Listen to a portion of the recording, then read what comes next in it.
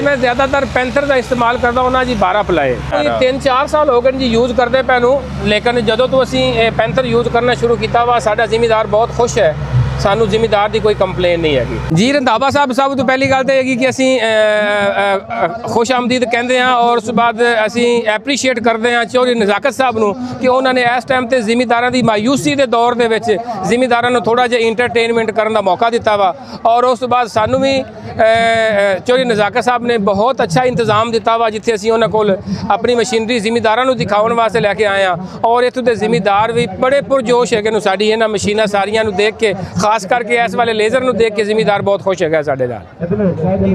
अस्सलाम वालेकुम दोस्तों, लो जी दोस्तों रंधावा व्लॉग यूट्यूब चैनल ते खुश आमदीद। हाँ जी, उम्मीद करते तमाम दो ठीक ठाक होणगे।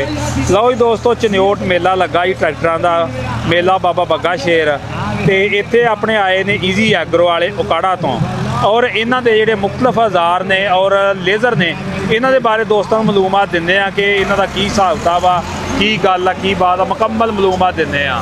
अस्सलाम वालेकुम जी। जी वालेकुम सलाम जी भाईजान की हाल जे जी। अल्लाह ताला दा बड़ा करम है। रंधावा साहब सब तो पहले तो तुहानूं वैलकम करते हैं असी कि तुसीं साडे कोल तशरीफ लैके आए हो ते उस तो बाद असी तुहानूं एप्रीशिएट करने हैं कि रंधावा सब इस टाइम ते पाकिस्तान दे विच जिमीदारां नूं नई चीज़ां मुतारफ कराउण दे विच बड़े पेश हैगे हैं जी। ठीक है जी, मेहरबानी। अच्छा सारे लेज़र के बारे थोड़ी जी मालूमात दो कि कितनी देर तो बना रहे जे पाकिस्तान के अंदर लेज़र? 2012 ਦੇ ਵਿੱਚ मैं इंजीनियरिंग करके वापस आया वा तो 2013 ਦੇ ਵਿੱਚ मैं स्टार्ट किया वा लेज़र का काम जी और अलहमदुलिल्लाह उदों तो लगते हुण तक लेज़र का ही काम कर रहे हैं जी। मेरा मिशन ये होंदा वा कि कोई ना कोई नया लेज़र कोई ना कोई नई मशीन बनानी है जी और अलहमदुलिल्लाह मैं 1 साल तो बाद 2 साल तो बाद 1.5 साल तो बाद कोई ना कोई नई चीज़ लॉन्च करता होना वा जी उस बाद इंशाअल्लाह ताला साडे पाकिस्तान दे विच आम हो जाती है। जिस तरीके सब तो पहले मैं हल वाला लेदर बनाया और हुण वो साडे मुल्क विच आम हो गया जी। उस बाद असी फोल्डिंग वाला लेदर बना रहे हैं जी 6 टायर वाला और ये भी इंशाअल्लाह ताला अन करीब थोड़ी टाइम तो बाद ही साडे मुल्क विच आम होना शुरू हो जाएगा जी। अच्छा सर ये बारे थोड़ी जी मालूमात दो कि साइज की है इस लेज़र का? इस लेदर का 8 फुट जो सब तो छोटा साइज़ करांगे तो 8 फुट बन जाएगा और जो इनू एक्सटेंड करांगे तो 12 फुट हो जाएगा लेकिन उनके दरम्यान में इनू 9 फुट 10 फुट 11 फुट 12 फुट किसी भी जगह पर रोकया जा सकता है। दूसरे नंबर पर इनकी कोई एक साइड भी खोली जा सकती है मतलब असी 8 फुट से जा रहे हैं एक साइड से 1 फुट बच गया साढ़े कोल असी 1 फुट उन्होंने उधरली साइड बढ़ा सकते हैं अकली साइड भी। तो वो अंदर एडजस्टां लाइया इन्हां दा की मकसद जे? इन्हां एडजस्टां का मतलब है कि असी किराए नूं ओकड़ू या सेवा कर सकीए मतलब ये अगली साइड तो ऊंचा नीवा करना है तो असी किराए नूं इधरों कर सकीए।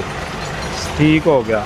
तो उस तो अगे असैम्बली लगी है इसका की मकसद? असैम्बली रंधावा साहब सानू असैम्बली ड्राइवर के बिल्कुल नज़दीक लगाने का मकसद यो ही है कि ड्राइवर नूं ट्रैक्टर तो उतरना ना पवे इत्थे ही बैठा वो ऑपरेट कर सके ताकि उनका टाइम बचे और ट्रैक्टर तो इनू प्रैशर सिर्फ और सिर्फ 2 ही पैप आएंगे अगे आके इस असैम्बली तो असी प्रैशर नू तकसीम करके पिछले जैकां नू अलहदा प्रैशर दिता वा और उस बाद किराए नू उत्ते थले करने वाला अलहदा प्रैशर किया।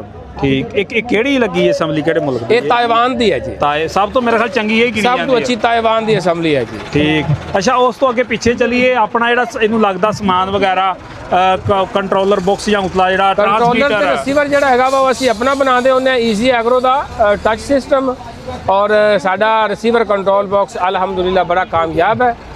हाइड्रोलिक साडे कोल बरवीनी कंपनी का होंदा वा उस बाद अपाची कंपनी का भी होंदा वा जेड़े जिमीदार ने जेड़ा लगवाना होवे उनका लगाया जा सकता है। ठीक। अच्छा ऑप्शनल चीज़ां ने? ऑप्शनल मेरे को मुख्तलिफ मशीनरियाँ पईयां होंदियां जिमीदार अपनी पसंद के मुताबिक जिहड़ी मशीन लगवा सकता है उनकी वजह तो आके मेरे को जिहड़ा रेट हैगा वा वो भी मैक्सीमम तो मिनीमम तक चला जाता है जी। ठीक। अच्छा ये सर जो लेज़र आ तुहाडा वड्डा इहदा तकरीबन वजन कितना जे? इहदा वजन तकरीबन जिहड़ा हैगा वा जी 1750 kg आ जाता है। 1750 kg? हाँ जी। ठीक। अच्छा उस तो पिछे टायरां ते चलीए इसनूं तुसीं 6 टायर लाए इन्हां दा की मकसद जे? 6 टायर नूं लगाउण दा मकसद सिर्फ ये हैगा सी जी कि जदों असीं इहनूं 12 फुट करदे आ ना 12 फुट ते ज़मीन दे उपर मट्टी दा प्रैशर बढ़ जाता है लेदर दी बबलिंग करन दा खतरा होंदा वा ते 12 फुट दे नाल पिछे 6 टायर करन नाल लेदर जिहड़ा हैगा वा वाइब्रेशन नहीं करदा जी। ठीक। अच्छा किहड़े किहड़े जिमीदारां वास्ते रिकमेंड करदे तुसीं? ये 2x2 ट्रैक्टर के पीछे आराम नाल चलाया जा सकता है। इनू बड़ा जिमीदार छोटा जिमीदार मिक्स है क्योंकि अगर छोटा जिमीदार लैंदा तो 8 फुट तो चलावे ਜਦੋਂ 8 ਫੁੱਟ ਤੇ ਚਲਾ ਕੇ ਕੰਮ ਖਤਮ ਹੋ ਗਿਆ ਮਤਲਬ ਇਹ ਨਜ਼ਦੀਕ ਤਰੀਨ ਪਹੁੰਚ ਗਿਆ ਵਾ ਪਹਿਲਾ ਨੰਬਰ ਵੱਜ ਗਿਆ ਵਾ ਤੇ ਉਦੋਂ 12 ਫੁੱਟ ਕਰ ਲਵੇ ਔਰ 4x4 ਟਰੈਕਟਰ ਵਾਸਤੇ ਤੇ ਦੀ ਬੈਸਟ ਹੈਗਾ ਵਾ ਮਤਲਬ ਇਹ ਟੋਟਲੀ 12 ਫੁੱਟ ਚਲਾਈ ਜਾਵੇ ਤੇ ਭਾਵੇਂ ਚਲਾਈ ਜਾਵੇ ਬੜੇ ਜ਼ਿਮੀਂਦਾਰਾਂ ਵਾਸਤੇ ਬਹੁਤ ਜ਼ਿਆਦਾ ਬਿਹਤਰ ਹੈਗਾ ਜੀ। ਠੀਕ ਅੱਛਾ ਉਸ ਤੋਂ ਅੱਗੇ ਸਾਰੇ ਇਸ ਦੇ ਅੰਦਰ 3 ਜੈਕ ਲੱਗੇ ਨੇ ਇਹ ਜੈਕਾਂ ਦਾ ਸਾਡੇ ਦੋਸਤਾਂ ਨੂੰ ਦੱਸੋ ਵੀ ਕੱਲੇ ਜੈਕ ਤੋਂ ਕੀ ਫੰਕਸ਼ਨ ਆ ਇਹਦਾ। ਜਿਹੜਾ ਇਹ ਵਾਲਾ ਜੈਕ ਸਾਡਾ ਲੱਗਿਆ ਜੀ ਇਹਨੇ ਇਹ ਵਾਲਾ ਪੱਲਾ ਖੋਲਣਾ ਹੈ ਤੇ ਬੰਦ ਕਰਨਾ ਹੈ ਜੀ। ਠੀਕ ਹੈ ਇਸੇ ਹੀ ਤਰੀਕੇ ਜਿਹੜਾ ਉਹ ਵਾਲਾ ਜੈਕ ਲੱਗਿਆ ਵਾ ਉਹਨੇ ਉਧਰ ਵਾਲਾ ਪੱਲਾ ਖੋਲਣਾ ਹੈ ਬੰਦ ਕਰਨਾ ਹੈ ਤੇ ਜਿਹੜਾ ਇਹ ਵਾਲਾ ਸਾਡਾ ਮੇਨ ਜੈਕ ਲੱਗਿਆ ਵਾ ਉਹਨੇ ਪੂਰੇ ਕਿਰਾਏ ਨੂੰ ਅਪ ਡਾਊਨ ਕਰਨਾ ਹੈ। ਠੀਕ ਇਹਦੇ ਵਿੱਚ ਵੀ ਐਡਜਸਟਾਂ ਮਿਲ ਜਾਂਦੀਆਂ ਨੇ। ਹਾਂਜੀ ਜੈਕਾਂ ਦੇ ਵਿੱਚ ਐਡਜਸਟਾਂ ਲੱਗੀਆਂ ਹੋਈਆਂ ਉੱਪਰ ਵੀ 3 ਐਡਜਸਟਾਂ ਲੱਗੀਆਂ ਪਈਆਂ ਉਸ ਬਾਅਦ ਨੀਚੇ ਵੀ 3 ਐਡਜਸਟਾਂ ਮੌਜੂਦ ਹੈਗੀਆਂ। ਠੀਕ ਕਿਰਾਏ ਦੇ ਲੈਵਲ ਨੂੰ ਅਪ ਡਾਊਨ ਕਰਨ ਵਾਸਤੇ ਜਾਂ ਐਡਜਸਟ ਕਰਨ ਵਾਸਤੇ ਅਸੀਂ ਇਹ ਵਾਲੇ ਐਡਜਸਟਰ ਲਗਾਏ ਹੋਏ ਆ। ਠੀਕ ਇਹ ਤੂੰ ਇਹ 4 ਬੋਲਟ ਢਿਲੇ ਕਰਨੇ ਆ ਇਹਨਾਂ ਤੂੰ ਐਡਜਸਟ ਕਰਕੇ ਤੋਂ ਉਸ ਬਾਅਦ ਇਹਨਾਂ ਸਾਰੇ ਬੋਲਟਾਂ ਨੂੰ ਟਾਈਟ ਕਰ ਦੇਣਾ ਕਿਰਾਇਆ ਉੱਥੇ ਫਿਕਸ ਹੋ ਜਾਏਗਾ। ਸਹੀ ਠੀਕ ਇਹਦੀ ਕੀਮਤ ਵਗੈਰਾ ਕਿੰਨੀ ਕੁ ਜੇ। ਇਹਦੀ ਕੀਮਤ 15.5 ਲੱਖ ਰੁਪਏ ਤੋਂ ਸਟਾਰਟ ਹੋ ਰਹੀ ਹੈ ਤੇ ਮੁxtਲਿਫ ਮਸ਼ੀਨਰੀਆਂ ਦੇ ਨਾਲ 17 ਲੱਖ ਰੁਪਏ ਤੱਕ ਹੈ ਜੀ। ਸਹੀ ਆਪਸ਼ਨਲ ਚੀਜ਼ਾਂ ਨੇ ਆਪਸ਼ਨਲ ਚੀਜ਼ਾਂ ਨੇ ਇਹਦੇ ਅੱਗੇ ਵੀ ਹੱਲਾਂ ਲੱਗ ਜਾਂਦੀਆਂ ਨੇ। ਬਿਲਕੁਲ ਇਹਦੇ ਅੱਗੇ ਹੱਲਾਂ ਲਗਾਈਆਂ ਜਾ ਸਕਦੀਆਂ 8 ਫੁੱਟ ਵੀ ਲਗਾਈਆਂ ਜਾ ਸਕਦੀਆਂ 12 ਫੁੱਟ ਵੀ ਲੇਕਿਨ ਇਹਦੇ ਅੱਗੇ ਜਿਹੜੀਆਂ ਬਿਹਤਰ ਹੱਲਾਂ ਰਹਿਣੀਆਂ ਵਾ ਉਹ 8 ਫੁੱਟ ਰਹਿਣੀਆਂ ਜੀ। ਸਹੀ ਯਾਨੀ ਕਿ ਤੁਸੀਂ ਸਮਝਦੇ ਜੇ ਜ਼ਿਮੀਦਾਰ ਦੀ ਬਚਤ ਆ ਡੀਜ਼ਲ ਦੀ ਬਚਤ ਆ ਵਕਤ ਦੀ ਬਚਤ ਆ। ਬਿਲਕੁਲ ਐਸੇ ਹੀ ਹੈ। ਸਹੀ ਅੱਛਾ ਅਗਰ ਕਿਸੇ ਨੇ ਕੋਈ ਕਿਸ਼ਤਾਂ ਵਗੈਰਾ ਤੇ ਤੁਹਾਡੇ ਕੋਲ ਲੈਣਾ ਹੋਵੇ ਜਾਂ ਕੋਈ ਸਕੀਮ ਵਗੈਰਾ ਚ ਉਹਦੇ ਵਾਸਤੇ ਸਕੀਮ ਵਿੱਚ ਜ਼ਿਮੀਦਾਰ ਜਿਹੜੀ ਪੰਜਾਬ ਵਿੱਚ ਜਿੰਨੀਆਂ ਸਕੀਮਸ ਆਈਆਂ ਹੋਈਆਂ ਨੂੰ ਉਹਨਾਂ ਦੇ ਵਿੱਚ ਕਿਸੇ ਵਕਤ ਵੀ ਸਾਡੇ ਨਾਲ ਜ਼ਿਮੀਦਾਰ ਸਾਡੇ ਕੋਲ ਕੋਈ ਵੀ ਲੇਜ਼ਰ ਲੈ ਸਕਦਾ ਵਾ ਅਸੀਂ ਉਹਨੂੰ ਲੇਜ਼ਰ ਅਵੇਲ ਕਰਕੇ ਦੇਵਾਂਗੇ ਕਿਉਂਕਿ ਲੇਜ਼ਰ ਦਾ ਮਕਸਦ ਇਹ ਹੈਗਾ ਵਾ ਕਿ ਜ਼ਮੀਨ ਦੇ ਵਿੱਚੋਂ ਪਾਣੀ ਨੂੰ ਬਰਾਬਰ ਕਰਕੇ ਕਮ ਤੋਂ ਕਮ ਪਾਣੀ ਖਰਚ ਕੀਤਾ ਜਾਵੇ ਤੇ ਲੇਜ਼ਰ ਕੋਈ ਵੀ ਕੰਮ ਕਰ ਰਿਹਾ ਹੋਵੇ ਤੇ ਇਹਦਾ ਮਤਲਬ ਹੈਗਾ ਉਹਨੇ ਪਾਣੀ ਨੂੰ ਸੇਵ ਕਰਨਾ ਹੈ ਨਾ ਜੀ।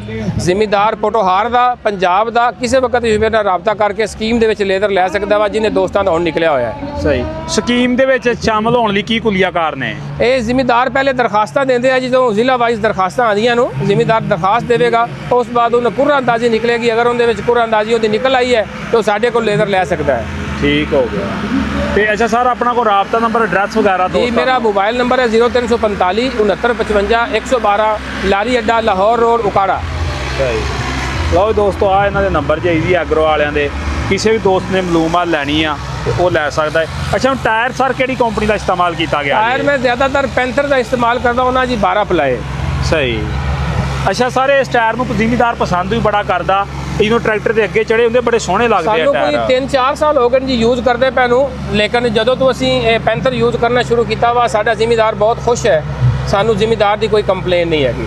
ਅਸੀਂ ਉਹ ਚੀਜ਼ ਯੂਜ਼ ਕਰਨੀ ਹੁੰਦੀ ਕਿ ਜਿਹਦੇ ਵਿੱਚ ਸਾਡਾ ਜ਼ਿਮੀਦਾਰ ਖੁਸ਼ ਰਵੇ ਔਰ ਮਹਿਫੂਜ਼ ਰਵੇ।